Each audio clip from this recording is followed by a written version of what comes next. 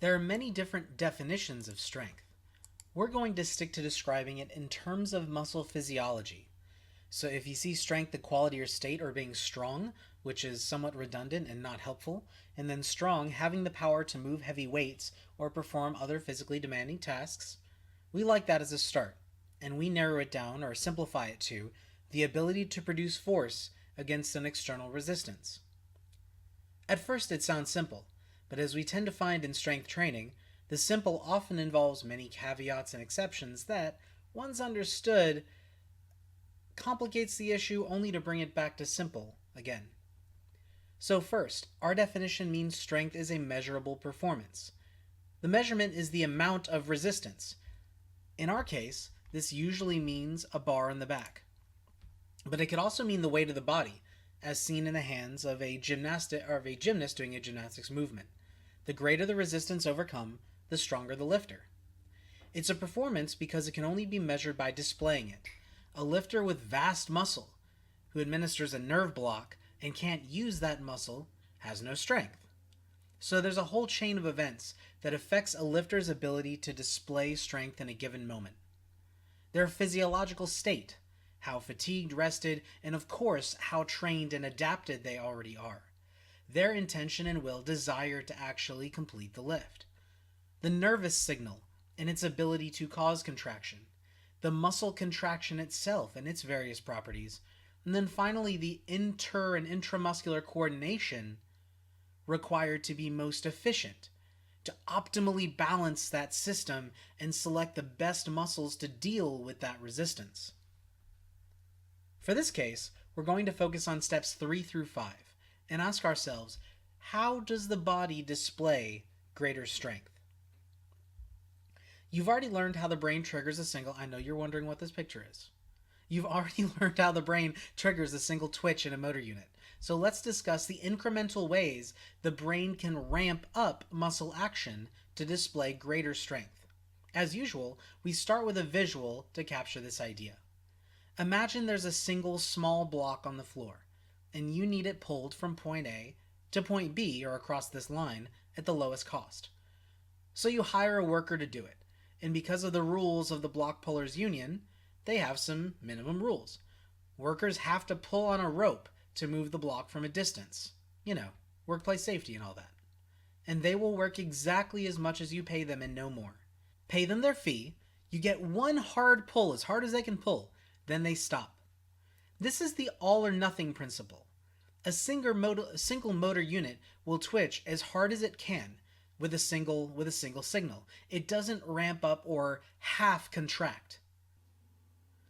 This may seem kind of counterintuitive. We feel muscle force ramp up smoothly, but it operates the same way that at high enough resolution, the color gray can be created by different percentages of black and white pixels on a screen. Simply by activating more white pixels at a certain time, when you zoom out, you can get a very smooth gradient of color, even though in fact each individual light source is either on or off. More on that later. So we go back to the worker's analogy. The cheapest worker is an elf. Small, kind of weak, but he never tires. He never gets tired. You place the elf in a straight line to the block, and you pay him enough to pull once and move the block over the line. That elf is like a type 1 muscle fiber. They're smaller, capable of some force output, not much, but they also have rich energy production sources. They can sustain contraction for a very long time. Every muscle group in the body has some combination of type 1 and type 2 muscle fibers to meet the variety of energy needs.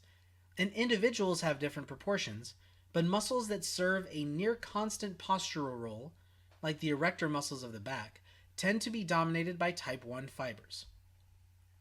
So let's say the box is bigger and requires more effort to move. You're cheap, and so you're trying to spend as little as possible, so you hire more elves. They're still pretty low cost, and you pay them all to give it one big heave.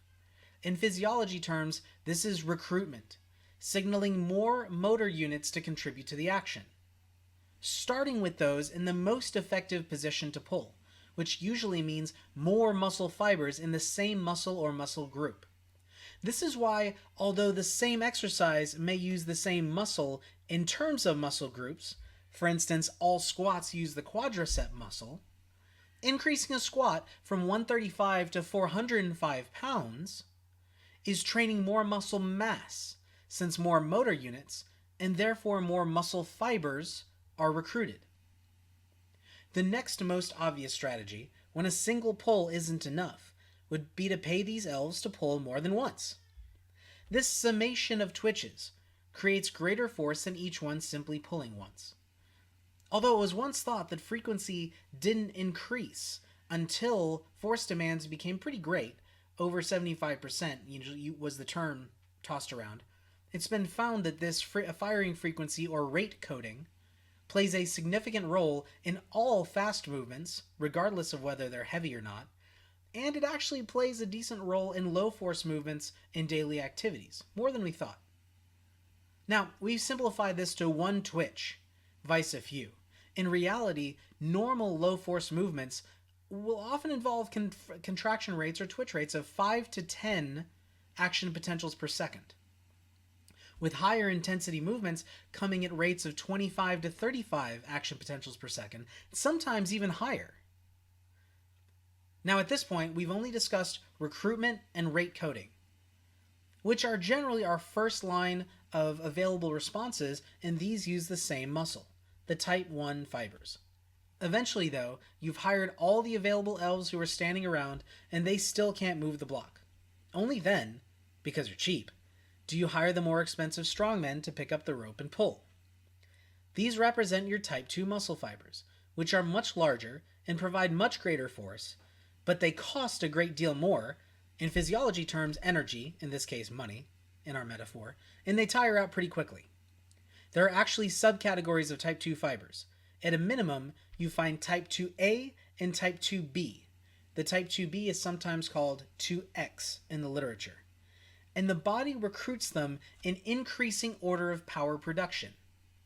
The more power they are able to create, or the more quickly they are able to generate more force, the later they are recruited to solve higher intensity efforts.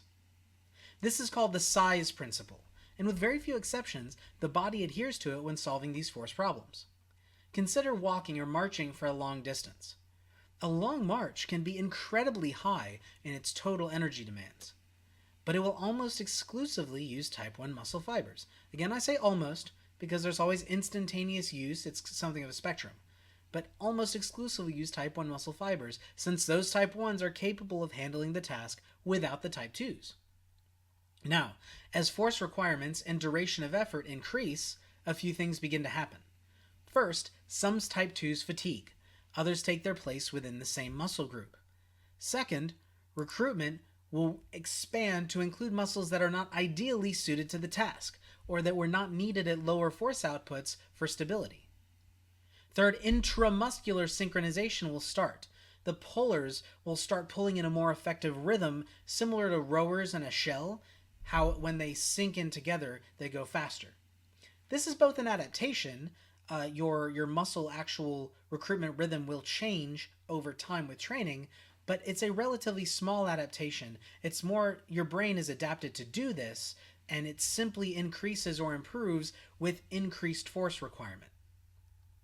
And this is, of course, a simplification. There are other factors involved. Warm-up and certain hormones and neurotransmitters activated by activity or by stimulants can signal muscles to remain primed, so to speak, to generate more force quickly. This is called excitation. The opposite exists in some cases, inhibition, where something like the Golgi tendon organ may signal that a stress is too high on a tendon and reduce force output. Finally, there's stretch reflex, which although is poorly understood, it measurably increases force when there is a rapid transition from eccentric to concentric. But this basic metaphor covers many of the core physiological principles involved. Now that we've explored what it means to pull with more force, let's explore some of the issues involved with displaying that force, i.e., skill. We have a few things to consider, and we'll briefly touch on them here and go later into greater detail on them in our discussion of biomechanics and anatomy in later weeks. First, most muscles will act in one direction on a joint. and there will be another muscle which moves the joint in the opposite direction. We see here the biceps and the triceps. The biceps flex the elbow. That's an oversimplification. They also flex the shoulder. And the triceps extend the elbow. This allows both a full range of control, since now we can move the elbow in both directions against resistance, but it also prevents the single muscle from contracting too hard or too fast for the joint. In most movements, both muscles will be acting. In a bicep curl, the biceps are causing the motion, and the triceps will be working very weakly, but working to control the rate of motion. This is called co-contraction, and it's fundamental to movement. You can't get rid of it, you wouldn't really want to, but the brain has to control for it to be optimal in its movement. Second, muscles have to work together correctly to function effectively. For instance, teres major works along with the lats to pull the arm down in a pull-up. But acting alone, it would also pull the bottom of the scapula up into the side like that red arrow, which wouldn't be desirable if we're trying to pull the arms down in a pull-up. So the rhomboids, which you see here in the picture on the right, have to contract effectively. It holds the scapula in place. It stabilizes the scapula so that the teres major can act. In addition, some muscles act simply across one joint, while others cross multiple joints. These biarticular muscles are often necessary to accomplish complex, full-body movements, but their assistance at one end may inhibit work at the other. Lombard's paradox is a classic example of this, where the hamstrings, they help to extend the hips in standing, standing up from a chair, but they're also acting to flex the knees, which you need the knees to extend in order to stand. And so the brain has to, based on its insertion points, which we'll discuss in biomechanics, but also the brain has to make compromises and decisions on how to optimally complete the movement of standing. Finally, the brain passes off effort from one muscle group to another as a joint moves through its range of motion, and new muscles are both unfatigued and in a better position to complete the movement. The deltoid in a lateral raise is an example of this, as it's really poorly positioned to complete the movement itself. In fact, it's poorly positioned to initiate the movement. You see here the black line that is deltoid force during abduction. Were the deltoid to be a big factor at the very beginning, most of its force would actually be acting to pull the arm up in its socket, up towards the sky. Not useful. Instead, the supraspinatus actually initiates the movement, raising the arm until the deltoid is in a far more effective position, whereby it is the bigger muscle and then takes over that role in the movement. These factors are all part of the complex dance of intermuscular coordination that the brain has to play in exercising the skill of effective movement and displaying strength. Third, as discussed in the energy systems, the muscle needs available energy. ATP in the short term, glycogen and fats for longer duration and repeat efforts. And fourth, while the brain and body are unconsciously handling these immensely complex micro tasks, the lifter is faced with the macro task of keeping the bar and the body in the most efficient position for the specific strength task being faced. So we come back to our definition: the ability to produce force against an external resistance. Strength in the moment is maximized when a lifter, practiced, primed, rested, tries their hardest and uses their muscles effectively in an efficient path for that movement. If we as strength coaches want to improve that strength, then we're looking to motivate, practice, train, and condition our lifters in a way that maximizes that process. And the adaptations that come from training we'll be talking about next week.